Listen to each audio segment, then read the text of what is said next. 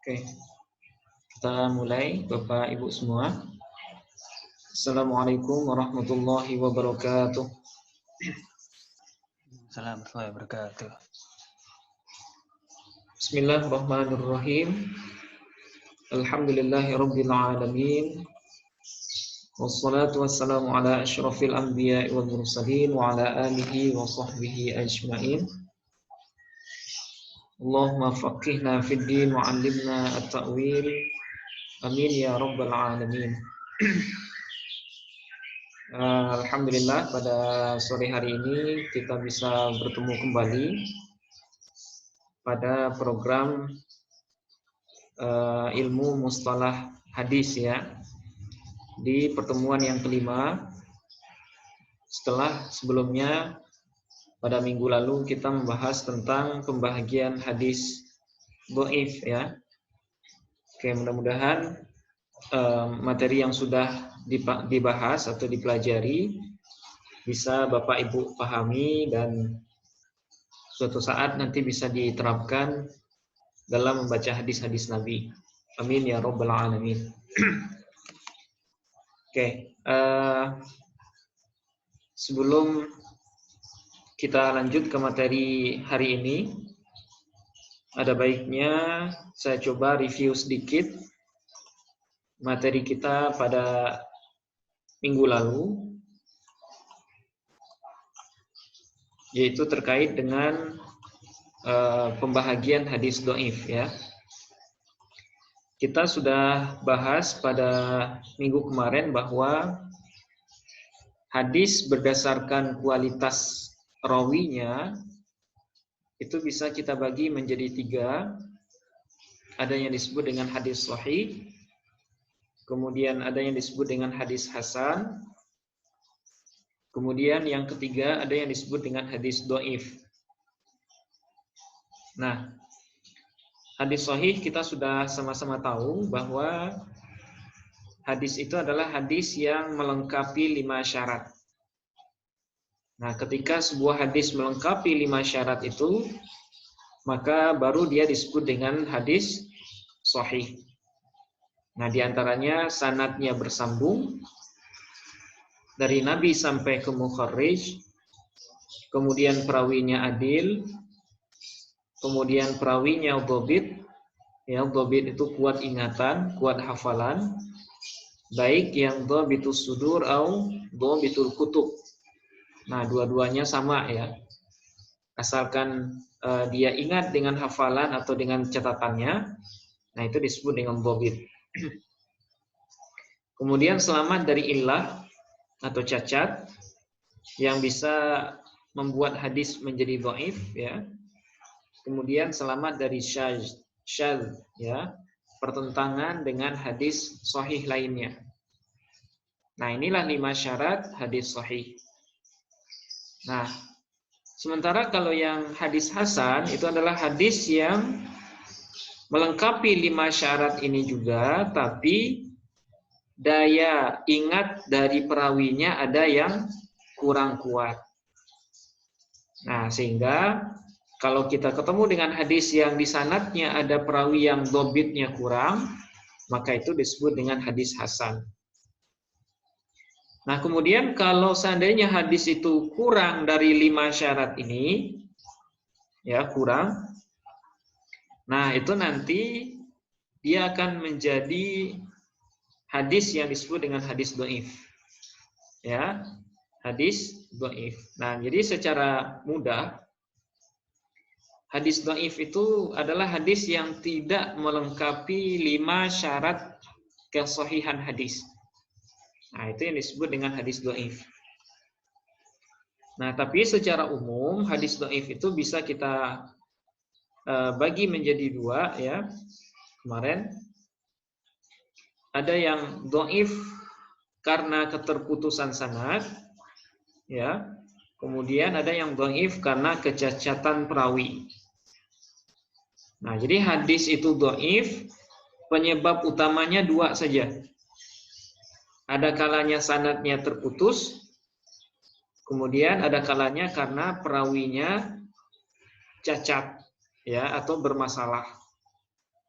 Nah, di antara hadis yang dhaif karena sanadnya terputus, nah kemarin sudah kita bahas, ada yang disebut dengan mu'allaq, ada yang disebut dengan mursal, mu'dhal, munqati', mudallas, mursal khafi, mu'an'an dan mu'annan. Nah, semua istilah ini adalah bahagian dari hadis dhaif. Ya, bahagian dari hadis dhaif. Dengan sebab sanadnya terputus. Nah, bedanya apa? Kalau hadis mu'allaq itu semua sanadnya terputus. Kecuali hanya di tabaqat atau di tingkatan sahabat saja. Nah, jadi hadis itu misalnya an Abi Hurairah radhiyallahu anhu qala. Nah, sanadnya hanya mulainya dari Abi Hurairah. Yang mana Abi Hurairah itu adalah sahabat. Nah, kalau hadis yang seperti ini disebut dengan hadis mu'allaq. Nah, jadi sanadnya terputus hanya hanya di tingkat sahabat saja. Nah, sementara tabi'in, tabi'at tabi'in, kemudian tabi'at tabi'in sampai ke mukharrij, nah itu sanadnya tidak ditemukan. Nah, hadis ini dhaif ya, hadis mu'allaq. Kemudian ada hadis mursal. Nah, hadis mursal adalah hadis yang sanadnya terputus di tingkatan sahabat. Ya, nah itu namanya hadis mursal. Jadi harusnya kan hadis itu dari dari Nabi, kemudian mengajarkan ke sahabat, dari sahabat ke tabi'in, ya kan? Kemudian dari tabi'in ke tabi'at tabi'in. Nah, tapi ini dari tabi'in langsung ke Nabi. Nah, itu namanya hadis mursal. Artinya sahabatnya hilang, ya. Sanadnya terputus di tabaqat sahabat. Nah, kemudian hadis mu'dhal. Nah, hadis mu'dhal juga sudah kita bahas. Itu hadis yang sanadnya terputus secara berturut-turut. Ya. Dua buah secara berturut-turut. Nah, misalnya harusnya kan Nabi, sahabat, kemudian sahabat kepada tabi'in, kemudian tabi'in kepada tabi'in.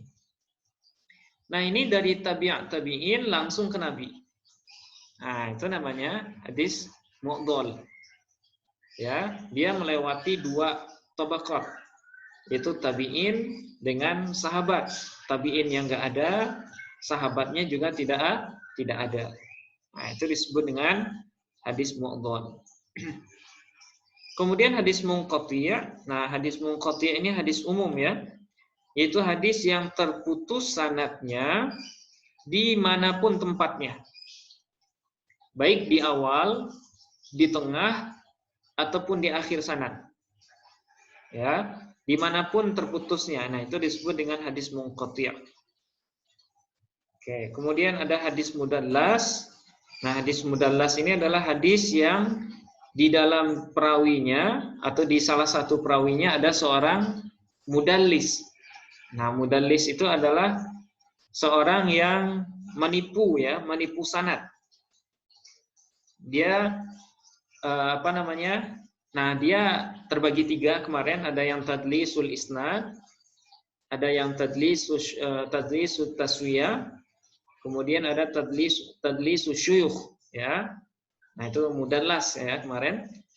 Tadlisul isnad yaitu misalnya ada seseorang dia mengatakan bahwa dia mendapatkan hadis dari gurunya. Ya, gurunya misalnya si Muhammad. Oke. Dia pernah berguru kepada Muhammad ini, tapi dalam satu kondisi terkait dengan hadis yang dia sampaikan ini, dia tidak langsung mendengarkan dari gurunya. Ya, tidak langsung mendengarkan dari gurunya, tapi dari temannya. Ya, dari temannya. Kenapa? Karena ketika gurunya menyampaikan hadis misalnya, nah dia ketiduran atau dia tidak di tempat. Nah, Jadi sebenarnya dia tidak langsung mengambil hadis itu dari gurunya, dari Muhammad, tapi dari temannya. Tapi dalam rangkaian sanad dia mengatakan dia mendapatkan dari Muhammad, dari gurunya langsung. Nah, padahal sebenarnya dia mendapatkan dari temannya. Nah, kenapa dia buang temannya? Karena dia gengsi, ya. Karena dia gengsi. Kenapa kok saya harus menambah sanad saya dari teman? Padahal saya juga berguru kepada guru saya yang namanya Muhammad. Nah, itu namanya tadlisul isnad. Kemudian ada lagi tadlisut taswiyah. Ya. Hadis mudallas tapi tadlisnya taswiyah. Nah, apa itu tadlis taswiyah? Nah, misalnya kita punya guru, ya, punya guru, kemudian guru kita itu punya guru lagi. Ya. Tapi guru dari guru kita itu dikenal sebagai orang yang dhaif. Ya, mungkin dia hafalannya kurang kuat misalnya. Sehingga kalau seandainya kita menampilkan sanad itu, maka orang-orang akan langsung mengklaim bahwa sanad kita dhaif. Ya.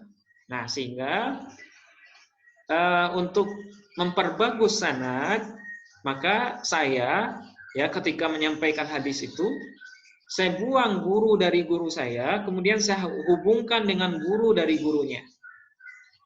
Nah, kebetulan guru dari guru yang saya buang itu dia adalah seorang yang siqah, seorang yang adil, ya.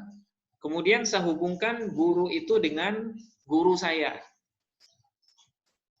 Nah, sehingga di sana ada seorang guru dari guru saya yang dhaif yang saya buang gitu ya.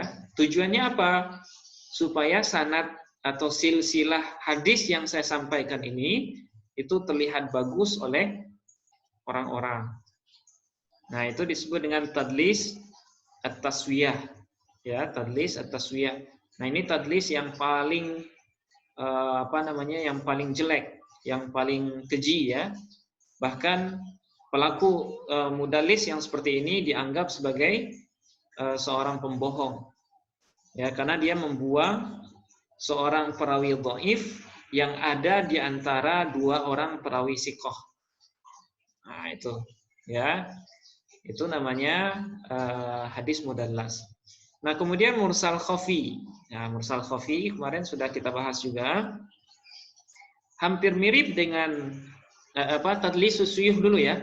Tadlisus syuyukh yaitu kita punya guru, ya, kita punya guru, tapi guru kita itu kita sebut dengan namanya yang tidak dikenal orang. Nah, tujuannya adalah supaya sanad kita ini tidak dikenali oleh orang lain, atau sanad kita ini dianggap bagus oleh orang lain. Ya, karena kemungkinan guru kita ini adalah seorang yang terkenal kurang jujur misalnya ya. Nah, sehingga ketika kita sebut nama aslinya, maka orang-orang tidak akan mendengarkan apa yang kita sampaikan.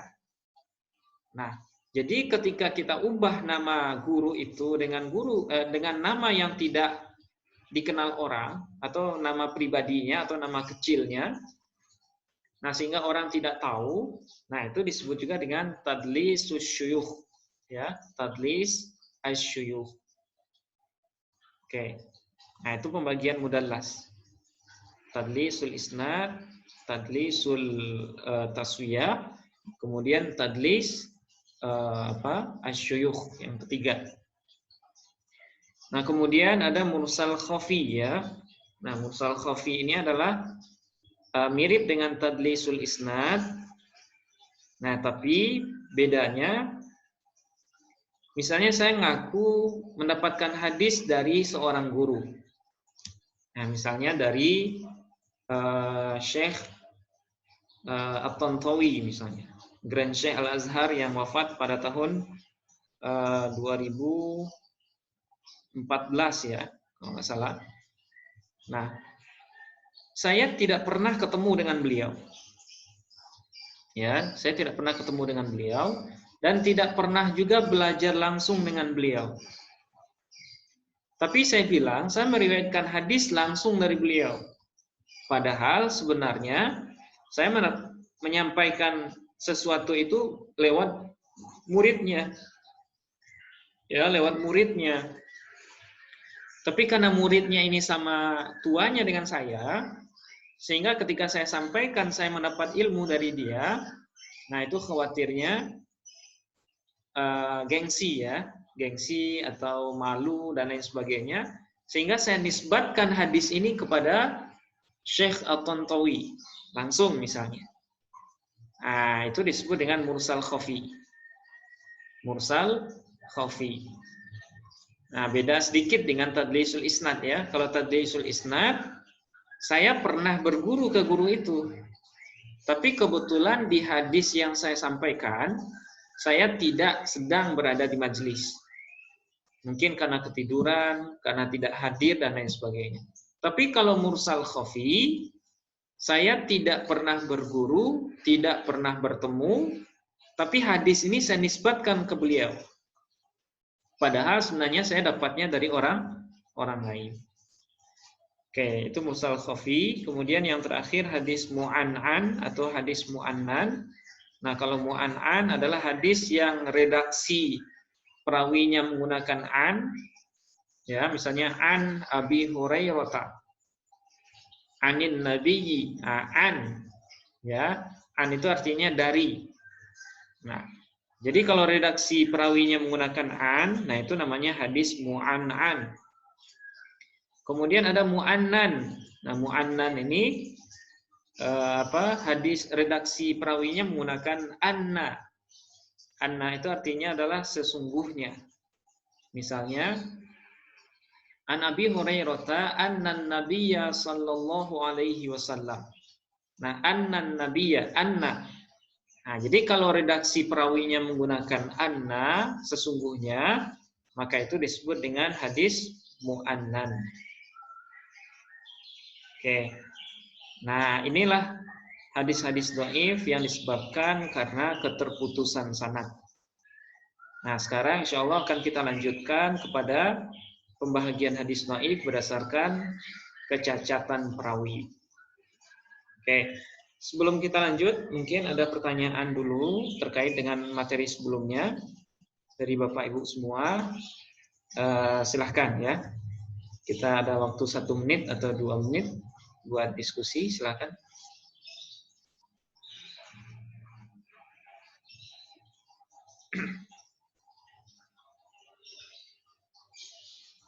Ada yang ditanyakan atau didiskusikan?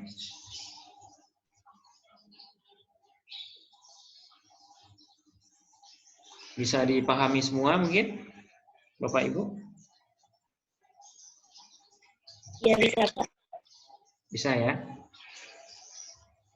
Oke. Nggak ada pertanyaan berarti ya?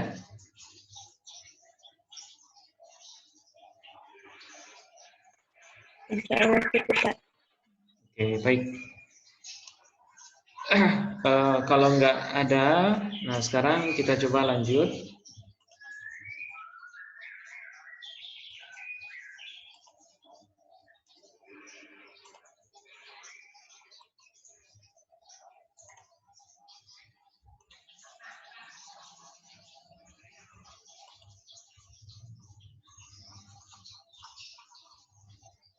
Oke.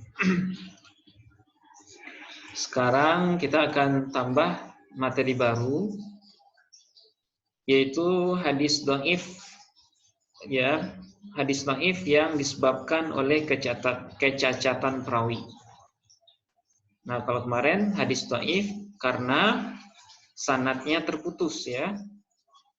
Nah, ada berapa hadis dhaif kalau kita lihat atau kita pandang dari segi perawinya bermasalah. Nah, secara umum ada beberapa istilah hadis ya, istilah hadis dhaif yang disebabkan oleh cacatnya perawi. Nah, apa saja di antaranya? Yang pertama, yang paling parah itu ada yang disebut dengan hadis maudhu namanya. Ya, hadis maudhu. Nah, maudhu ini sama dengan palsu. Ya, hadis palsu. Oke. Kemudian yang kedua ada namanya hadis matruk. Matruk. Nah, kalau Kiai Ali Mustafa Yakub itu sering mengistilahkannya dengan hadis semi palsu. Ya, dikit lagi palsu. Nah, itu namanya hadis matruk. Kemudian ada lagi namanya hadis mungkar. Ya, hadis mungkar. Oke. Kemudian ada lagi namanya hadis mu'allal. Ya, hadis mu'allal. Nah, nanti kita akan bahas satu persatu. Kemudian ada lagi namanya hadis mudraj. Ya. Hadis mudraj. Kemudian ada lagi namanya hadis mudraj, kemudian maklub. Ya, hadis maklub namanya. Oke, hadis maklub. Kemudian ada lagi hadis syadz. Ya, hadis syadz. Oke, kemudian ada lagi namanya hadis muttarib. Ya, muttarib. Kemudian ada lagi namanya hadis majhul. Ya, atau nanti disebut juga dengan hadis mubham. Hadis mubham. Nah, ini semuanya adalah nama-nama hadis maudhu. Nama-nama hadis dhaif berdasarkan kecacatan perawi. Jadi penyebab hadis ini dhaif itu didasarkan karena perawinya yang bermasalah. Ya, perawinya bermasalah. Adapun yang kemarin, hadis mu'allaq, hadis mursal, hadis mu'dhal, munqati', mudallas dan lain sebagainya. Nah, itu disebabkan karena sanadnya yang terputus. Nah, itu bedanya ya. Itu bedanya, tapi secara derajat kedua-duanya disebut dengan hadis dhaif. Baik yang berdasarkan kecacatan perawi ataupun yang berdasarkan keterputusan sanad, nah dua-duanya disebut dengan hadis dhaif. Oke. Nah, sekarang apa pengertian dari masing-masingnya? Nah, insya Allah akan kita bahas secara satu persatu insya Allah. Nah, sekarang kita masuk ke hadis yang pertama, yaitu hadis maudhu'. Ya, hadis maudhu'. Oke. Nah, maudhu', ya, hadis maudhu' ini secara bahasa dia merupakan kalau Bapak Ibu ada yang belajar ilmu sharaf ya, maudhu'un. Nah, maudhu' ini bentuk katanya adalah isim maf'ul namanya. Wadha'a yadha'u wad'an wa mawdi'an fahuwa wadhi'un wa dzaka mawdu'un. Ya. Nah, yang maknanya adalah yang diletakkan atau yang ditempatkan. Nah, secara bahasa seperti itu ya. Wadha'a. Oke. Nah, adapun secara istilah, maudhu' ini adalah hadis yang di dalam sanadnya terdapat seorang perawi yang dikenal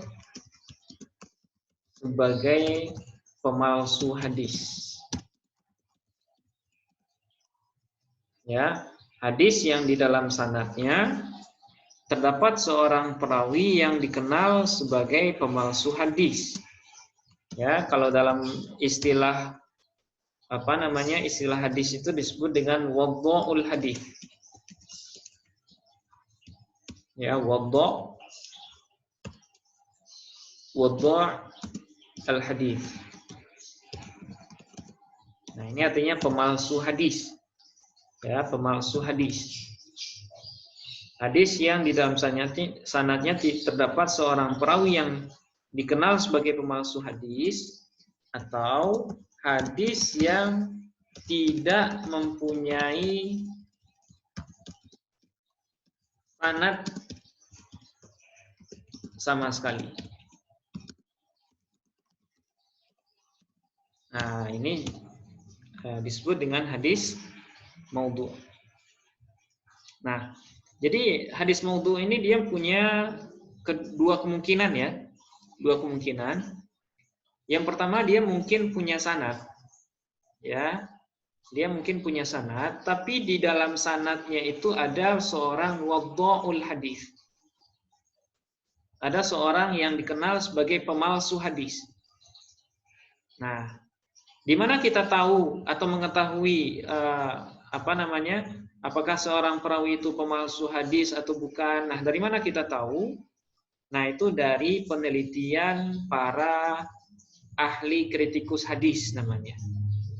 Yang mana kritikan atau penelitian mereka itu dituliskan dalam kitab-kitab tarajim. Ya. Kitab-kitab tarajim itu adalah kitab yang membahas atau yang berisikan biografi dan identitas diri dari semua perawi hadis. Nah, itu namanya kitab-kitab tarajim. Kitab-kitab biografi perawi. Nah, nanti kalau seandainya kita buka kitab itu, nah kemudian kita cari nama perawi yang kita temukan dalam sanad hadis, nah di sana itu akan ketemu. Kalau seandainya perawi itu adalah seorang wadda'ul hadis, nah di sana nanti akan ada perkataan-perkataan ulama-ulama hadis tentang yang bersangkutan. Ya mungkin dia dikenal sebagai seorang pemalsu hadis. Nah, di sana ada. Nah, salah satu di antara kitab itu adalah kitab Tahdzibul Kamal namanya. Karangan Imam Al-Mizzi. Ya. Kemudian ada lagi namanya kitab Tahdzib At-Tahdzib. Karangan Imam Ibnu Hajar Al-Asqalani. Ada lagi namanya kitab Taqribut Tahdzib. Ya, Taqribut Tahdzib. Nah, itu juga karangan dari Syekh Ibnu Hajar Al-Asqalani. Kemudian ada lagi Siyar A'lam An-Nubala. Ya, karangan Al-Hafidz Al-Zahabi. Nah, dalam kitab-kitab itu nanti kita akan temukan biografi dari perawi yang yang di sana itu ada keterangan identitas dirinya lengkap. Siapa gurunya, siapa muridnya, kemudian kemana dia meriwayatkan hadis, kemudian bagaimana pendapat ulama tentang kejujuran atau sikap kepribadiannya. Nah, di sana lengkap semua. Nah, kalau misalnya di sanad hadis yang kita teliti ada seorang wadda'ul hadis, ya, seorang pemalsu hadis, maka secara otomatis hadis atau matan hadis itu disebut dengan hadis maudhu'. Ya, hadis maudhu'. Tapi kadang ada juga hadis maudhu' ini yang tidak punya sanad sama sekali. Nah, dia palsu tapi nggak punya sanad. Nah, ini biasanya bertebaran di sebagian kitab-kitab. Nah, misalnya dalam kitab-kitab yang isinya anjuran-anjuran misalnya ya. Nah, di sana biasanya nggak disebutkan sanadnya. Kalau kita teliti, nah itu nggak ada sanadnya. Nah, kalau seandainya seperti itu, maka hadis itu disebut dengan hadis maudhu'. Oke. Nah, ilustrasinya seperti apa misalnya? Nah, seperti yang kita jelaskan minggu lalu bahwa sanad itu kan punya beberapa tingkatan ya. Nah, misalnya ini adalah hadis Nabi misalnya ya. Nah, berarti yang menyampaikan ini adalah Nabi.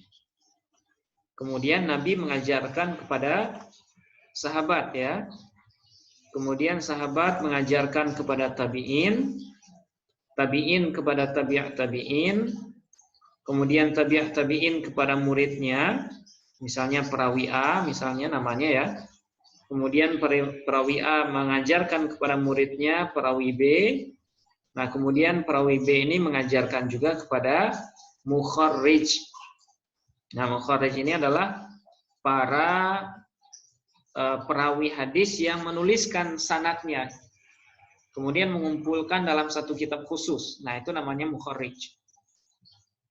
Nah, ini rangkaian sanad. Nah, bagaimana gambaran hadis palsu itu? Nah, hadis palsu itu kadang ada yang punya sanad seperti ini, ya. Tapi salah seorang dari rangkaian sanadnya, misalnya di tabi'at tabi'in. Misalnya dia seorang wadda'ul hadis.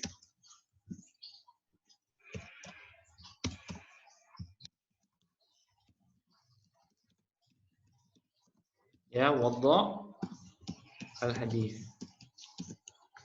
Pemalsu. Ya, pemalsu hadis. Nah, jadi ketahuan misalnya di satu di satu tabaqat ini, misalnya tabaqat tabi'at tabi'in, ada seorang yang tertuduh sebagai wadda'ul hadis. Nah, kita kasih warna merah. Nah, kalau seandainya sudah ada yang seperti ini, maka sanad ya, hadis ini secara jalur dan secara sanad nanti disebut dengan hadis palsu. Kenapa? Ya karena salah satu perawinya yaitu tabi'at tabi'in ini itu adalah seorang wadda'ul hadis. Oke. Nah, ini satu bentuk. Atau nanti hadis palsu itu ada juga yang ada itu matannya saja. Ya, matannya saja. Tapi semua rangkaian sanad ini tidak ada. Nah, itu jelas ya. Nah, itu disebut dengan hadis palsu yang la aslalahu, yang tidak ada sumbernya, yang tidak ada sanadnya. Oke.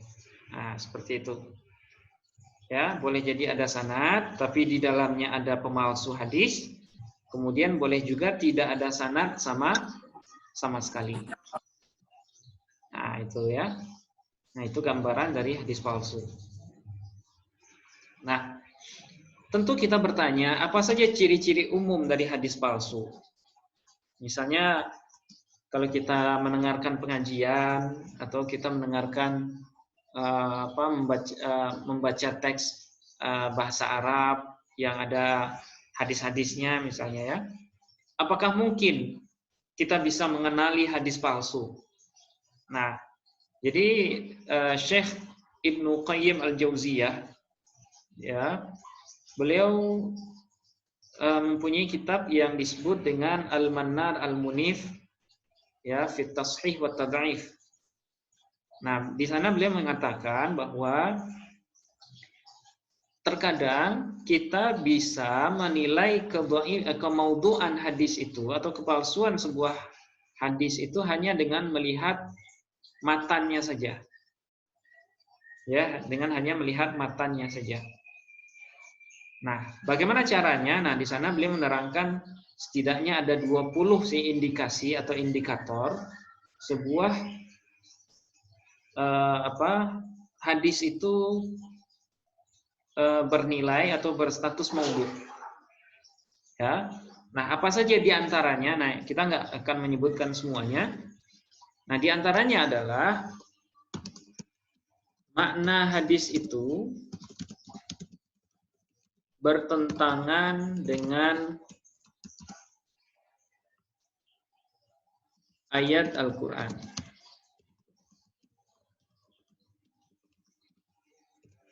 Atau hadis-hadis yang sahih lainnya.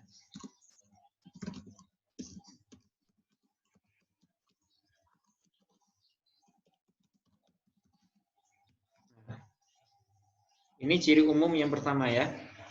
makna hadis itu bertentangan dengan ayat Al-Quran atau hadis-hadis sahih lainnya. Nah, ini kemungkinan besar hadis itu adalah palsu. Nah, apa contohnya misalnya? Nah, contohnya ada dalam sebuah riwayat bahwa waladuz zina ya itu tidak akan masuk surga. Ya, atau seorang anak pezina, nah dia akan menanggung dosa sampai ke 7 keturunannya. Nah, itu ada riwayat hadis palsu seperti itu ya. Jadi waladuz zina yadkhulun nar atau yang mirip-mirip dengan itu. Nah, hadis itu nyata palsunya. Kenapa? Karena dia jelas-jelas bertentangan dengan ayat Al-Quran. Ya, karena hadis Nabi yang sahih ataupun ayat Al-Quran mengatakan la taziru waziratun wizra ukhra. Jadi seseorang itu tidak akan bisa menanggung dosa orang lain. Jadi dalam kasus anak zina, itu yang berdosa itu adalah orang tuanya. Orang tua biologisnya ya. Tapi beda dengan dia. Berbeda dengan dia. Dia tidak menanggung dosa orang tuanya. Nah, jelas hadis itu bertentangan dengan ayat ini. Nah, ada di surah Al-An'am ayat 164 kalau nggak salah ya. Atau itu juga bertentangan dengan hadis Nabi yang lain, kullu mauludin yuladu 'alal fitrah. Ya, tiap-tiap anak dilahirkan dalam kondisi suci ya. Nah, jadi hadis itu bertentangan dengan hadis-hadis ini atau dengan ayat Al-Quran. Nah, sehingga hadis itu sudah bisa dipastikan bahwa dia adalah hadis palsu. Kemudian yang kedua, makna hadis bertentangan dengan akal sehat atau logika yang bersifat umum. Nah, ini juga ciri dari hadis maudhu ya. Hadisnya bertentangan dengan akal sehat atau logika yang bersifat umum. Nah, misalnya seperti ada riwayat yang mengatakan kapal Nabi Nuh itu pernah tawaf atau pernah mengelilingi Ka'bah sebanyak 7 kali. Dulu ya. Pernah mengelilingi Ka'bah sebanyak 7 kali dan berdoa di Hijr Ismail. Nah, ini sebenarnya adalah contoh-contoh redaksi hadis palsu yang tidak sesuai dengan akal sehat. Ya, bagaimana mungkin kapal yang merupakan benda mati tapi dia bisa tawaf, kemudian dia bisa berdoa gitu ya. Nah, itu diantara ciri dari hadis palsu. Kemudian diantara ciri umumnya juga adalah menggambarkan adanya amalan yang sedikit dengan ganjaran yang luar biasa besar. Nah, ini juga salah satu di antara tanda dari hadis maudhu. Ya. Jadi ada sebuah amalan yang sederhana, tapi ganjarannya sangat luar biasa, sangat besar. Nah, ini juga menjadi menjadi salah satu ciri dari hadis maudhu. Ya, benar ya, ada sebagian amalan yang dikatakan oleh Nabi yang pekerjaannya sedikit tapi pahalanya juga besar, tapi sanadnya ada, sanadnya jelas. Nah, misalnya raq'atal fajri khairum minad dunya wa ma fiha misalnya. 2 rakaat fajar itu lebih baik dari dunia dan seisinya. Nah, itu nyata sahih ya. Nyata sahih. Kenapa? Karena itu sanadnya ada dan diriwayatkan secara secara muttasil kepada Nabi. Nah, itu berbeda dengan ini. Kalau ini amalannya benar-benar sedikit, tapi ganjarannya luar biasa. Nah, itu diantara ciri dari hadis maudhu. Oke. Nah, tiga ini yang merupakan ciri umum dari hadis maudhu. Nah, Bapak Ibu bisa melihat kelanjutannya di kitab Ibnu Qayyim al-Jauziyah itu yang judulnya tadi Al-Mannar Al-Munif fit Tashih wa Tad'if ya. Nah, itu bagus kitabnya untuk mengenal cara mengenali hadis palsu lewat matanya. Oke. Nah, ini pembagian yang pertama dari hadis maudhu. Oke.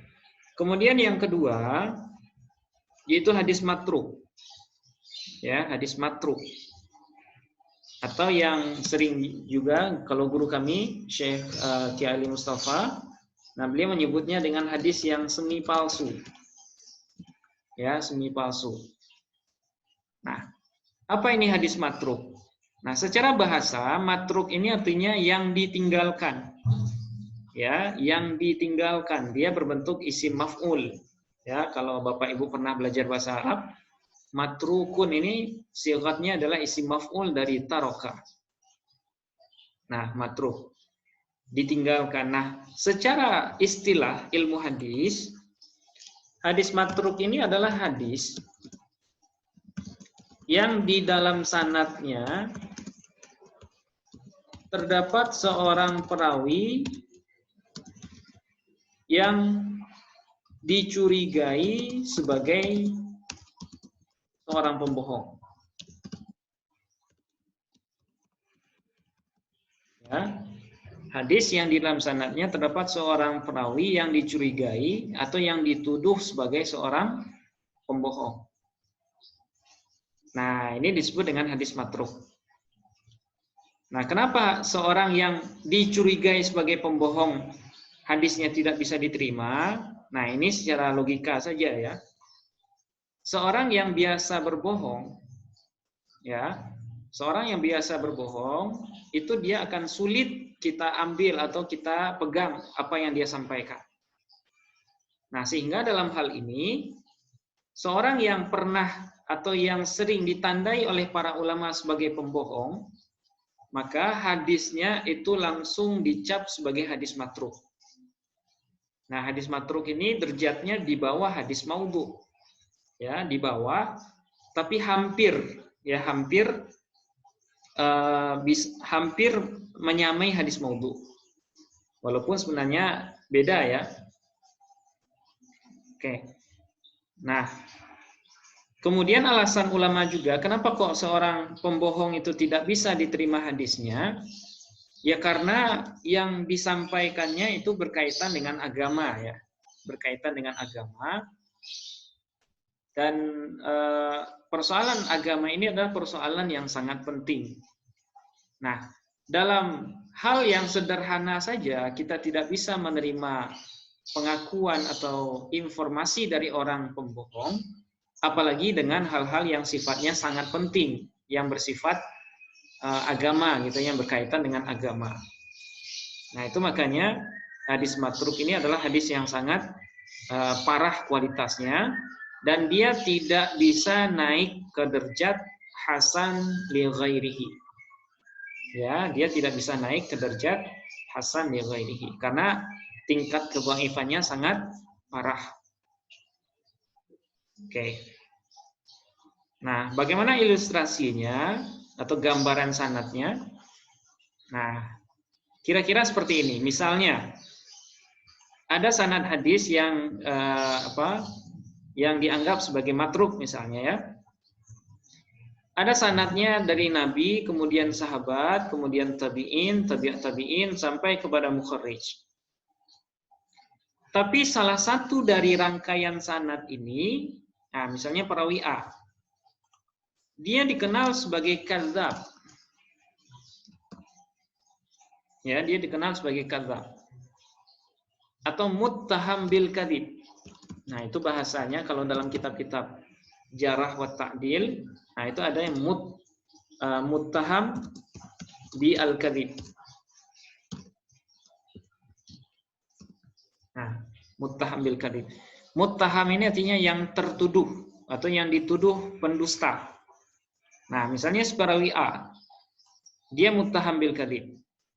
Nah, kalau seandainya ketemu dengan contoh yang seperti ini atau dengan sanad yang kondisinya seperti ini, maka hadis ini kita sebut dengan hadis matruk. Ya, hadis matruk atau semi palsu. Nah, kemudian dia tidak bisa digunakan buat apapun. Baik untuk fadhailul a'mal, tidak bisa. Apalagi untuk menentukan hal-hal yang berkenaan dengan wajib, haram, atau hal-hal yang berkenaan dengan iman. Nah, itu tidak bisa sama sekali. Nah, itu yang disebut dengan hadis matruk, ya. Nah, ini gambarannya. Dan ilustrasi sanadnya seperti ini. Walaupun perawi yang lain, nah misalnya tabi'innya seorang soduk. Ya. Kemudian tabi'innya seorang yang sabat misalnya. Sabat itu istilah lain bagi orang yang ingatannya kuat, misalnya sabat. Oke. Kemudian perawi B-nya misalnya istilahnya soduk. Oke. Kalau sahabat, nah ini pasti fiqh ya. Karena sahabat itu pasti dijamin kesikohannya. Nah, sekalipun yang lain soduk, sahabat atau sikoh, ya, maka sanad ini secara umum tetap diklaim atau tetap dihukumi sebagai hadis yang matruk. Nah, jadi pengaruh yang satu orang ini itu bisa menghancurkan kualitas sanad yang lainnya. Nah, seperti itu. Ya, nah ini yang disebut dengan hadis matruk. Oke, ini yang kedua. Kemudian yang ketiga sekarang. Ya, yang ketiga yaitu hadis mungkar. Nah, hadis mungkar. Nah, hadis mungkar ini kualitas dhaifnya di bawah matruk. Tapi masih tergolong sebagai hadis yang tingkat kedhaifannya sangat parah. Ya. Walaupun dia di bawah matruk, tapi dia masih tergolong sebagai hadis dhaif yang parah. Nah, apa ini hadis mungkar? Nah, setidaknya para ulama mempunyai dua definisi untuk hadis mungkar ini. Ya. Yang pertama adalah hadis yang di dalam sanadnya terdapat seorang perawi yang sering salah. Salah dalam meriwayatkan ya. Sering salah dalam meriwayatkan, kemudian sering lupa, dan banyak melakukan pelanggaran-pelanggaran agama. Pelanggaran agama. Nah, ini disebut dengan hadis mungkar. Yaitu hadis yang di dalam sanadnya ada seorang perawi yang sering salah. Sering salah maksudnya ketika dia meriwayatkan hadis, ya, ketika dibanding dengan orang yang lebih kuat dari dia dalam hal ingatan, nah hafalan dia sering salah. Ya, sering sekali salah. Kemudian sering lupa. Ya, sering lupa. Kalau lupanya sekali, dua kali, nah itu mungkin masih bisa dimaklumi ya. Nah itu mungkin soduk orangnya. Tapi kalau lupanya berkali-kali, bahkan hampir semua hafalannya lupa, misalnya, seperti kita misalnya, hampir lupa semua. Nah, dan banyak melakukan pelanggaran agama, fasik. Ya, banyak melakukan pelanggaran-pelanggaran. Nah, kalau seandainya perawi ada yang bersifat seperti ini, maka hadisnya menurut sebuah definisi itu disebut dengan hadis mungkar. Ya, disebut dengan hadis mungkar. Oke. Kemudian ada definisi lain yang lebih jelas ya. Ada ulama lain yang mengatakan hadis mungkar itu adalah riwayat perawi dhaif yang bertentangan dengan riwayat perawi yang siqah.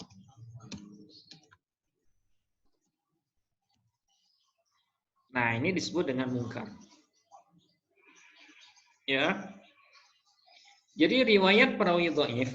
Nah, dhaif di sini ya mungkin karena ingatannya yang lemah atau karena dia sering lupa atau dia seorang fasik misalnya ya. Yang mana riwayat dia bertentangan dengan riwayat yang siqah. Riwayat yang siqah mengatakan A misalnya. Tapi dia mengatakan B.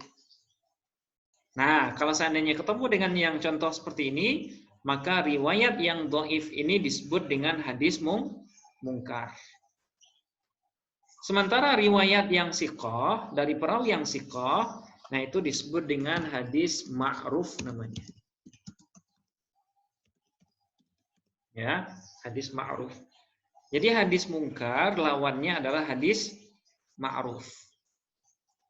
Nah, itu. Ada hadis mungkar, kemudian ada hadis ma'ruf. Oke. Nah, bagaimana ilustrasi atau bagaimana gambaran hadis mungkar? Nah, kita lihat di kotak ini. Tadi kan hadis mungkar ada dua kemungkinan ya. Ada hadis yang di dalam dalam sanadnya ada perawi yang sering salah, sering lupa atau banyak melakukan pelanggaran agama. Nah, dua-duanya bisa kita pakai ini sebenarnya. Nah, misalnya ada sanad seperti ini. Tapi salah satu dari perawi atau salah satu dari perawi di sanad ini ada seorang yang dia seorang fasik. Fasik atau istilah dalam kitab tarajim itu disebut dengan mungkarul hadis. Ya, mungkar al-hadis. Nah, apa maksudnya fasik atau mungkar al-hadis ya? Perawinya itu bersifat sering melakukan pelanggaran agama. Ya, sering melakukan pelanggaran agama. Atau mungkin dia sering lupa, sering salah. Nah, misalnya satu saja di sini. Ya, satu. Sementara perawi-perawi yang lain itu derajatnya mungkin lebih tinggi dari dia.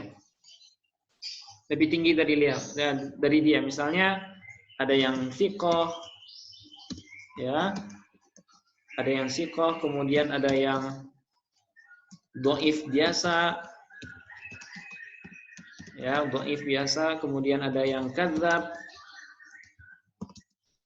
dan lain-lain.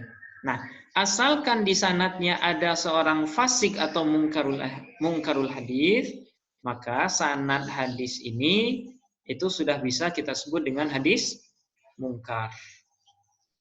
Nah, berarti hadis ini disebut dengan hadis mungkar. Nah, sementara lawan dari hadis ini, ya misalnya ada hadis lain atau jalur lain, nah, yang mungkin nadanya mirip dengan ini atau berbeda, bertentangan, maka lawan dari sanad ini itu disebut dengan hadis ma'ruf. Ya, disebut dengan hadis ma'ruf. Oke. Nah, ini penjelasan tentang hadis mungkar. Oke, mudah-mudahan bisa dipahami. Nah, sekarang kita masuk ke jenis yang selanjutnya yaitu hadis mu'allal. Ya, hadis mu'allal. Nah, mu'allal ini secara bahasa dia juga berbentuk isim maf'ul ya, dari allala, yu'allilu ta'lilan, kemudian mu'allilun, mu'allalun, mu'allal. Nah, apa itu hadis mu'allal? Hadis yang diilati atau hadis yang di dalamnya ada illah. Nah, itu disebut dengan mu'allal. Ya. Apa itu hadis mu'allal? Yaitu hadis yang secara zahir, secara lahir atau secara lahiriah sanad ya, ia seolah-olah sahih, tapi setelah diteliti secara mendalam maka di dalamnya terdapat illah yang menurunkan derajatnya menjadi dhaif. Nah, ini yang disebut dengan hadis mu'allal. Itu hadis yang secara zahir atau lahiriah sanadnya seolah-olah sahih. Jadi hadis mu'allal ini hadis yang kalau dilihat sekilas hadis ini sahih. Ya, hadis ini sahih. Sanadnya ittisal, ya, bersambung dari mukharrid sampai kepada Nabi. Tapi setelah diteliti secara mendalam, ya, tentunya hadis mu'allal ini, ya, hadis mu'allal ini kalau kata Imam Suyuti hanya bisa dikuasai oleh orang yang benar-benar ahli dalam hadis. Ya, ahli dalam bidang hadis. Dan tidak semua ahli hadis itu ahli dalam masalah ilal. Ya, di antara mereka yang ahli itu yaitu Imam Bukhari, kemudian Imam Muslim, Imam Tirmidzi, kemudian Ali Al-Madini, ya, kemudian Imam Suyuti juga tergolong sebagai ahli ilal dan lain-lain. Hanya sedikit para ulama hadis yang dikenal ahli dalam bidang illat hadis. Nah, karena illat hadis ini adalah kajian yang paling sulit dalam hadis. Nah, setelah dikaji secara mendalam, ternyata di dalam sanadnya atau di dalam matannya terdapat illah yang menurunkan derajatnya menjadi dhaif. Setelah diteliti ulang, ternyata di dalam sanadnya ada misalnya perawi yang mudallis. Ya, perawi yang mudallis. Atau misalnya di dalam sanadnya ada seorang perawi yang dibuang oleh si mudallis itu. Ya. Nah, itu kapan diketahuinya? Diketahuinya setelah kita melakukan namanya muqaranatur riwayah. Ya, apa itu muqaranah riwayah? Yaitu perbandingan satu hadis dengan hadis-hadis yang lain. Nah, itu disebut dengan muqaranah riwayah. Nah, itu disebut dengan mu'allal ya. Nah, misalnya seolah-olah seperti ini nih. Hadis yang atau sanad yang secara zahir ini terlihat bersambung semua ya. Misalnya dari mukharrij, kemudian ke perawi B, kemudian ke perawi A, kemudian dia mendapatkan dari gurunya tabi'in, kemudian kepada gurunya tabi'in, kemudian dari sahabat, kemudian dari Nabi. Nah, ini secara sepintas kan kita nganggapnya muttasil ya. Ternyata setelah diteliti atau dibandingkan dengan sanad lain, maka kita dapati ternyata perawi A ini dia wafat. Nah, misalnya ya, perawi A ini lahir tahun 190 Hijriah, misal. Ya, 190 Hijriah. Lahir. Nah, ini contoh ilah ya. Dia mengaku mengambil hadis dari tabi'in. Yang mana tabi'in ini wafat pada tahun misalnya 185 Hijrah. Perawi A ini lahir 190 Hijriah. Sementara gurunya yang dia anggap sebagai gurunya dalam sanad itu wafat tahun 185 Hijriah. Nah, ini secara logika ini kan nggak mungkin bertemu ya. Tidak mungkin bertemu. Tidak mungkin bertemu. Kenapa tidak mungkin? Ya karena pas perawi A baru lahir, gurunya itu sudah wafat 5 tahun sebelumnya. Nah, ketika seorang peneliti hadis memperoleh informasi seperti ini, ya, nah ini disebut dengan hadis mu'allal. Ya, hadis mu'allal. Mu'allalnya kenapa? Ya karena di sini ada keterputusan sanad. Oke, mungkin di awal seolah-olah nyambung ya, seolah-olah dia sahih. Tapi setelah diteliti ternyata antara perawi A dengan gurunya tabi'in ini tidak pernah bertemu. Nah, sehingga terjadilah di sini keterputusan sanad. Oke, nah ini satu di antara sekian banyak contoh illah yang ada pada hadis. Nah, dan hadis yang di dalamnya ada illah, maka dia disebut dengan hadis mu'allal. Ya, hadis mu'allal. Oke. Mungkin sampai di sini dulu. Nanti kita tambah keterangan sedikit. Nah, kita diskusi dulu 3 menit ya. Setelah itu kita lanjut kembali. Silahkan kalau ada dari Bapak Ibu yang pengen bertanya.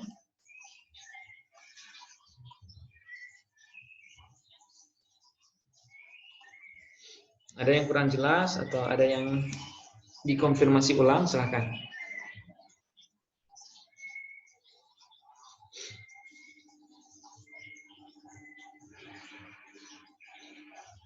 Silahkan Bapak Ibu, ada yang ragu? Ya, baik. Assalamualaikum Ustadz. Waalaikumsalam. Ya. Mau tanya Ustadz, ini Ya. jadi agak balik sedikit ke belakang ini ya. Ya. Itu kan ketika kita menilai rawi itu ya Ustadz ya, sikohnya suatu rawi itu kan artinya pada tobakoh sahabat itu tidak diadakan penilaian gitu ya Ustadz ya. Iya. Artinya sudah dianggap bahwa sahabat itu semuanya sikoh gitu ya, adil dan dobit gitu ya, Pak Ustadz ya. Iya. Ya benar ya, seperti itu ya Pak Ustadz ya. Iya Pak. Ya. Nah cuma gini Pak Ustadz, saya mohon penjelasannya. Ya. Kalau saya baca itu kan ada, mohon maaf nih Ustadz, saya tidak bermaksud menjelekkan sahabat gitu ya, tapi kan kalau kita baca-baca atau mendengar ceramah itu, kadang kan ada beberapa sahabat yang memang seperti ada sahabat Nuaiman Ustadz yang suka mabuk gitu ya. Nah lalu juga ada saya pernah baca katanya ada hadis Nabi yang mengecam Hakam. Hakam itu orang tua dari Marwan bin Hakam gitu loh. Nah ini gimana Pak Ustadz? Artinya di satu sisi semua sahabat kita anggap sebagai sikoh, adil dan dobi. Ya. Nanti mohon itunya dalilnya juga Pak Ustadz. Kalau nggak salah sih kemarin beberapa waktu yang lalu kan dalilnya ada ayat Quran radhiyallahu anhu warodu anhum. Nah tapi di sisi lain kita juga baca tarikh atau kita dengar dari ustadz-ustadz yang lain. Ada beberapa sahabat yang perilakunya itu ya mohon maaf Ustadz, tidak mencerminkan dia sebagai seorang yang adil lah gitu. Itu mohon penjelasannya Pak Ustadz gimana ya ininya. Oke, baik Pak. Ya, terima kasih. Ini sebenarnya adalah persoalan yang sangat krusial ya dalam penelitian hadis, yaitu tentang status sahabat. Nah, para ulama dari kalangan Ahlus Sunnah wal Jamaah, ya khususnya ahli hadis, itu mereka membuat semacam kaidah yang bunyinya adalah kullu sahabah udulun. Ya, semua sahabat itu dihukumi adil. Ya, adil. Oke. Apa yang mereka maksud dengan adil di sini? Adil di sini yang mereka pahami atau yang mereka maksud adalah hilangnya potensi untuk membuat sesuatu yang sifatnya kebohongan atas nama Nabi. Ya, hilangnya potensi mereka berbohong atas nama Nabi. Nah, itu yang mereka maksud dengan udul di sana, adil di sana. Nah, kenapa seperti itu?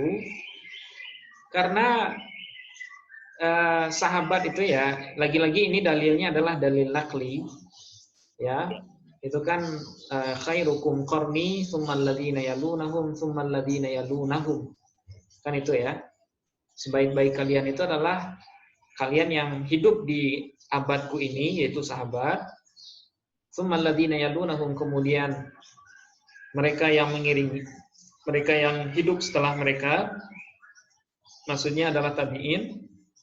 Kemudian yang setelah itu yaitu tabi'at tabi'in. Nah, dari kaidah itu atau dari dalil itu, para ulama memandang, ya, para ahli hadis itu memandang bahwa potensi para sahabat untuk mendustakan sesuatu atas nama Nabi itu sangat kecil. Ya, sangat kecil. Nah, karena di kalangan sahabat juga itu ada semacam semacam evaluasi sosial gitu ya. Maksudnya mereka antar mereka itu saling mengawasi gitu. Jadi berita yang disampaikan oleh seorang sahabat itu kadangkala itu diawasi oleh orang lain, atau oleh sahabat yang lain. Nah, misalnya Sayyidina Umar misalnya ya, dengan Sayyidina Abu Hurairah. Nah, Abu Hurairah kan dikenal sebagai sahabat yang sangat banyak meriwayatkan hadis. Padahal pertemuan beliau dengan Nabi itu cuma 3 tahun kurang lebih. Nah, jadi bahkan Sayyidina Umar pernah diceritakan pernah mau memukul Sayyidina Abu Hurairah. Kenapa? Karena terlalu mudahnya beliau menyampaikan sesuatu atas nama hadis gitu ya, atas nama hadis Nabi. Nah, kemudian dalam kasus-kasus yang lain, para sahabat juga saling mengingatkan antar satu sama lain. Misalnya ketika Abu Bakar ragu tentang bahagian seorang nenek dalam harta warisan, nah itu beliau nggak mau untuk berstatement atau tidak mau mengeluarkan pendapat. Nah, kecuali setelah mendengarkan adanya keterangan dari sahabat yang lain. Nah, begitu juga dengan Umar ya. Sayyidina Umar yang ketika dikabarkan kalau Nabi telah mentalak semua istri-istri beliau pada saat itu. Nah, ketika itu Sayyidina Umar nggak langsung percaya kepada sahabat itu.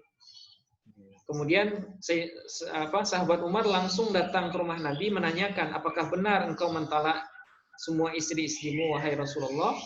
Nah, ternyata Rasul tidak mentalaknya, tapi hanya sekedar tidak menggaulinya selama sebulan. Nah, jadi dari beragam kejadian-kejadian itu, para sahabat disimpulkan mereka itu tidak ada potensi untuk berbohong atas nama Nabi.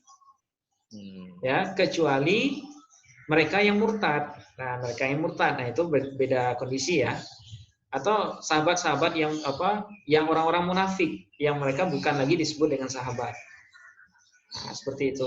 Tapi kalau sahabat yang murni, maksudnya sahabat yang man laqiyan nabi wa amana bihi wa mata musliman. Sahabat itu kan pengertiannya itu ya. Orang yang hidup yang bertemu dengan Nabi, kemudian beriman dengan beliau, kemudian meninggal dalam kondisi beriman. Nah, itulah yang disebut sahabat. Dan sahabat yang seperti ini adalah manusia. Nah, itu yang perlu kita ketahui. Mereka itu adalah manusia. Yang namanya manusia adalah ya sering bikin kesalahan, ya mahallul khata' wan nisyan. Mereka adalah manusia biasa. Kesalahan yang sifatnya lahiriah memang nggak bisa hilang dari sahabat. Tapi potensi mereka untuk berbohong atas nama Nabi, nah itu sudah disepakati oleh para ulama itu tidak mungkin. Nah, itu makanya kaidah itu mereka buat itu berdasarkan adanya data-data yang tadi itu, Pak.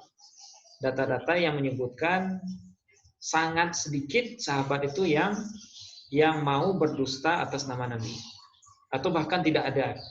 Kalaupun ada yang berdusta, itu mereka bukan sahabat Nabi, mereka orang sahabat yang murtad, ya, atau bukan lagi sahabat, atau mereka yang munafik dan lain sebagainya.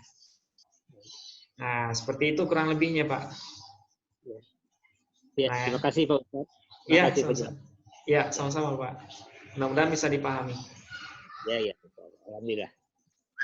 Oke. Masih ada yang lain? Ustaz, saya mau bertanya. Oke, silakan Pak Ulfi. Ya, jadi kan Pak, sering banget dengan hadis bahwa seorang anak perempuan jika tidak menutup aurat, dosanya akan ditanggung oleh bapaknya. Terus jika seorang istri tidak menutup aurat, akan ditanggung oleh suaminya. Sedangkan seperti yang tadi hadis yang tentang anak hasil dari perzinahan, itu tidak akan masuk ke neraka. Tapi kan bertentangan dengan ayat yang wala taziru wazru ukhra itu. Itu bagaimana ya Pak ya? Oh ya. Sebenarnya dalam memahami pertentangan itu maksudnya kita nggak bisa melihat pertentangan itu secara apa adanya. Ya, secara apa adanya seperti itu. Maksudnya pertentangan lahir langsung kita klaim itu ta'arud misalnya atau pertentangan. Nah, riwayat yang tadi Mbak Ulfi sebutkan, ya saya belum bisa memastikan itu riwayatnya di mana. Tapi apakah riwayat itu bertentangan dengan sama seperti yang barusan itu, ya? Seperti hadis yang kita contohkan tadi, hadis yang waladuz zina yadkhulun nar, ya. Anak zina itu masuk neraka sampai ke turunannya yang ketujuh. Nah, apakah hadis ini sama identik atau berlawanan dengan ayat la taziru waziratu wizra ukhra? Nah, dalam hal ini kita harus melihat dulu, ya. Hadis itu kan ada turuk fahmil hadisnya. Ada metode pemahaman hadisnya. Nah, seorang anak, ya, atau orang tua itu dihukum atau masuk neraka gara-gara anaknya. Atau misalnya seorang suami masuk neraka gara-gara istrinya nggak nutup aurat dan lain sebagainya. Nah, itu konteksnya berbeda. Konteksnya berbeda. Berbeda maksudnya gimana? Ya, misalnya seorang bapak yang tidak bertanggung jawab terhadap pendidikan anaknya, dan ketika anaknya melakukan hal-hal yang bertentangan dengan agama, nah sang bapak bertanggung jawab terhadap anaknya. Konteksnya seperti itu, ya, riwayat yang Mbak Ulfi sampaikan. Ya, bisa saja anaknya membawa dia masuk neraka. Kenapa? Karena selama hidup dia nggak pernah tidak pernah mengingatkan anaknya, tidak pernah mengajari anaknya tentang aturan sopan santun dan lain sebagainya. Tidak pernah mengajari cara berpuasa, cara sholat dan lain sebagainya.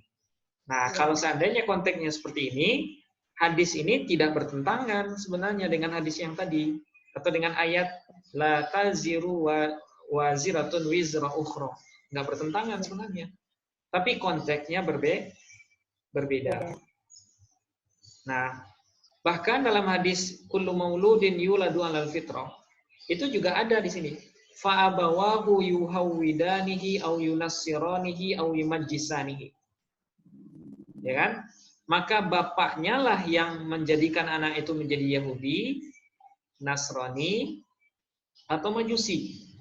Itu membuktikan kalau bapak juga bertanggung jawab terhadap keagamaan anaknya.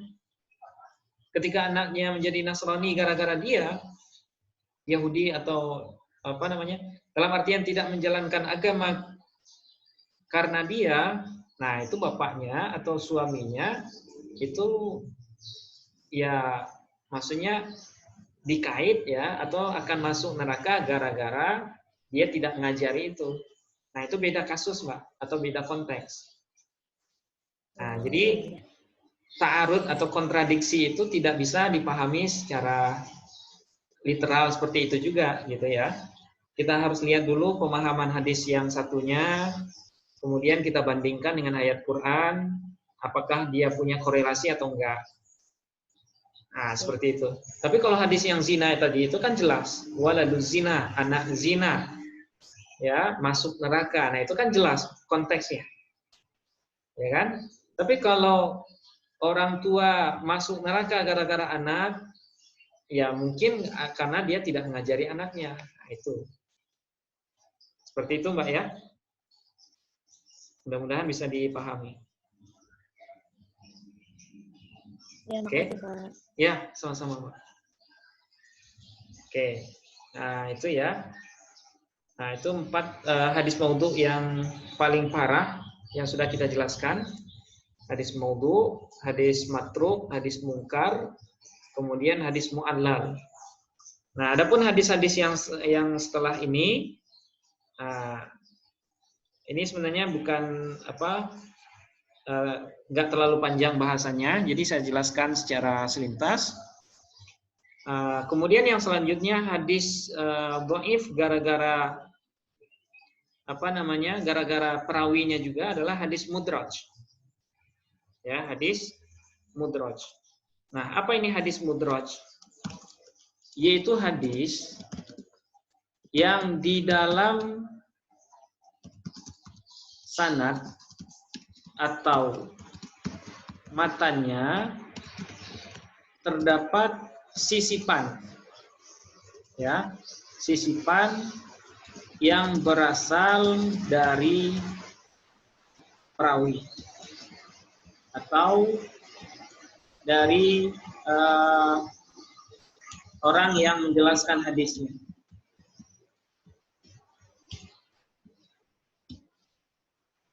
Nah, ini disebut dengan hadis mudraj.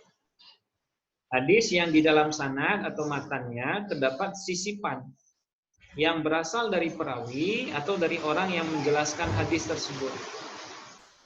Nah, mudraj. Nah, jadi mudraj ini gambarannya adalah ada misalnya sahabat, ya, atau misalnya ada seorang perawi yang ketika dia meriwayatkan hadis kepada muridnya, teks hadis itu dia gabung atau dia campurkan dengan perkataan pribadinya. Ya, dia gabungkan dengan perkataan pribadinya. Apa tujuannya? Tujuannya adalah supaya orang yang mendengarkan hadis yang dia sampaikan itu paham maksudnya. Ya, paham dengan maksudnya atau mereka nggak salah paham. Atau ada kosakata dari riwayat hadis yang dia sampaikan itu gharib atau jarang dikenal orang, kemudian dia jelaskan. Tapi menurut muridnya itu, penjelasan dia itu digabungkan dengan hadis. Nah, itu namanya idraj.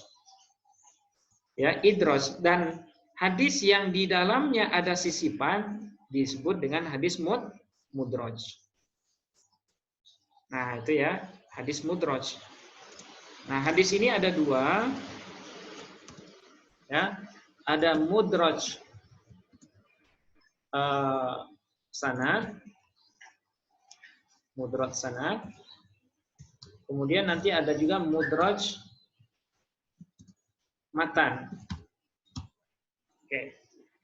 Nah, mudraj sanad artinya seorang perawi menambahkan atau menyisipkan nama perawi lain di tengah-tengah sanad. Nah, ini berbahaya ya. Dia sisipkan nama seorang perawi di tengah-tengah sanad. Nah, kalau seandainya terjadi seperti ini, maka hadis itu disebut dengan hadis mudraj. Begitu juga dengan matan. Ya, ada seorang perawi, nah misalnya dalam hadis Abi Hurairah, ya, yang sangat masyhur itu, beliau mengatakan asbighul wudu. Ya, asbighul wudu. Nah, asbighul wudu'a. Kemudian wailun lil aqabi minan nar. Nah, ini adalah hadis Nabi ya, hadis Tapi di dalam matan ini, yang matan hadis cuman wailun lil aqabi minan nar. Wailun lil aqabi minan nar. Neraka welah bagi orang yang tidak menyapu tumitnya. Ya. Nah, wailul lil asbighul wudu. Nah, asbighul wudu ini artinya sempurnakanlah wudu. Ya. Ungkapan asbighul wudu ini adalah sisipan yang berasal dari perkataan Sayyidina Abu Hurairah ketika menjelaskan hadis ini kepada tabi'in. Nah, oleh tabi'in, perkataan Abu Hurairah ini dianggap sebagai bahagian dari hadis. Sehingga dia satukanlah asbighul wudu ini dengan wailul lil aqabi minan nar. Nah, ketika perkataan perawi dengan hadis bergabung, maka jadilah dia disebut dengan hadis mudraj. Ya, hadis mudraj. Nah, hadis mudraj ini di bagian idrajnya, nah ini tergolong sebagai hadis yang dhaif, yang idrajnya ya. Adapun yang hadis Nabi yang tidak ada idrajnya, nah itu tidak masalah. Oke, nah ini contoh dari mudraj. Oke. Kemudian yang selanjutnya ada hadis maklub. Ya. Hadis maklub. Nah, apa ini hadis maklub? Yaitu hadis yang di dalam sanad atau matannya terdapat keterbalikan kata atau redaksi. Oke. Nah, ini disebut dengan hadis maklub. Itu hadis yang di dalam sanad atau matannya terdapat keterbalikan kata atau redaksi. Oke. Nah, hadis ini nanti ada pada hadis ini ada pada yang pertama ada pada sanad. Ya. Maklub fis sanad. Nah, apa contohnya maklub fis sanad? Misalnya ada perawi namanya Abdullah bin Murrah. Ya. Ada perawi namanya Abdullah bin Murrah misalnya. Abdullah bin Murrah. Nah, nama aslinya Abdullah bin Murrah. Tapi oleh perawi lain yang daya ingatnya kurang atau dia tidak konsentrasi, nama ini dia balik menjadi Murrah bin Abdullah. Nah, ketika dia balik seperti ini, maka sanad hadis itu disebut dengan sanad yang maklub. Ya, sanad yang maklub. Oke. Nah, ini nanti akibatnya lumayan fatal juga. Karena orang Arab kadang ngasih nama itu bolak-balik aja antara nama dia dengan nama bapaknya. Nah, misalnya kalau orang sekarang misalnya Mustafa Bisri. Ya. Mustafa Bisri, bapak beliau namanya Bisri Mustafa. Nah, itu kan dua orang ya. Mustafa Bisri dengan Bisri Mustafa. Dua orang. Iya kalau dua-duanya jujur. Iya kalau dua-duanya sikoh. Kalau salah satunya sikoh, salah satunya kadzab, nah ini yang berbahaya. Ya. Kalau seandainya Abdullah bin Murrah seorang sikoh, misal, tapi ketika dia dimaklub, Murrah bin Abdullah, ini adalah seorang kadzab, nah ini akan berakibat sanad hadis yang maklub tadi menjadi matruk jadinya karena nama orangnya berubah. Nah, ini bahayanya hadis maklub ya. Oke. Kemudian yang kedua ada maklub fil matan. Nah, maklub fil matan ini bahayanya tidak sebahaya maklub fis sanad. Kalau maklub fil matan itu adanya semacam keterbalikan redaksi saja. Nah, misalnya dalam hadis yang masyhur ya, 7 golongan yang akan mendapatkan perlindungan pada hari kiamat. Nah, salah satunya adalah rajulun tasaddaqa ya fa akhfahu hatta la ta'lama ya hatta la ta'lama yaminuhu bima tunfiqu shimaluhu. Nah, redaksi harusnya adalah seorang yang bersedekah kemudian dia menyembunyikan sedekahnya sampai tangan kirinya tidak tahu dengan apa yang diinfakkan oleh tangan kanannya. Nah, itu redaksi yang benar. Tapi dalam redaksi yang lain, yang maklub, itu disebutkan sehingga tangan kanannya tidak tahu dengan apa yang diinfakkan oleh tangan kirinya. Nah, jadi redaksi ini ada dua. Satunya ada riwayat Imam Tirmidzi yang benar itu. Kemudian yang maklub itu ada yang riwayat Ibnu Majah. Ya. Nah, dalam hal ini hadis maklub itu dianggap sebagai hadis yang dhaif. Kemudian hadis yang tidak maklub atau yang susunannya benar, yang riwayatnya banyak, nah itu disebut dengan hadis yang sahih. Nah itu. Jadi maklub ini yang bahayanya adalah pada sanad. Sekalipun ya maklub pada matan itu juga akan mempengaruhi daya ingat dari perawinya gitu. Jadi karena hadis maklub itu rentan atau seringkali terjadi pada perawi yang daya ingatnya lemah. Nah, sehingga sanad hadis itu bisa disebut dengan hadis dhaif nanti jadinya. Oke, seperti ini mungkin ya hadis maklub.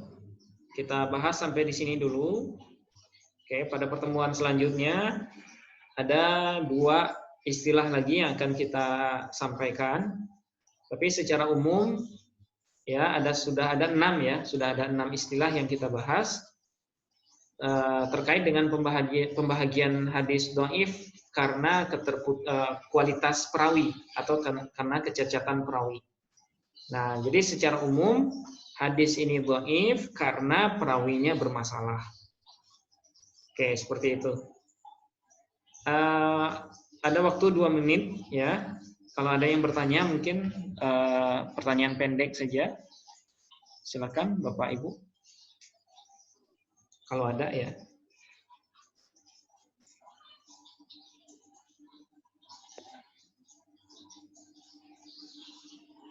Oke. Bisa dipahami kira-kira? Bisa, Pak. Terima kasih. Oh, bisa ya. Alhamdulillah. Oke, mungkin kalau nggak ada pertanyaan, kalaupun ada pertanyaan, nanti bisa dikirimkan di grup WA ya, Bapak Ibu semua. Nah, insya Allah nanti kita jawab dengan voice note atau dengan tulisan. Oke, karena waktunya sangat terbatas, jadi kita nggak bisa menyelesaikan sampai akhir, tapi insya Allah akan kita jelaskan di pertemuan selanjutnya, insya Allah. Oke, sampai di sini kita akhiri dengan hamdalah. Alhamdulillahirabbil alamin. Assalamualaikum warahmatullahi wabarakatuh. Waalaikumsalam warahmatullahi wabarakatuh. Terima kasih Pak Ustadz. Ya, sama-sama Pak. Oke.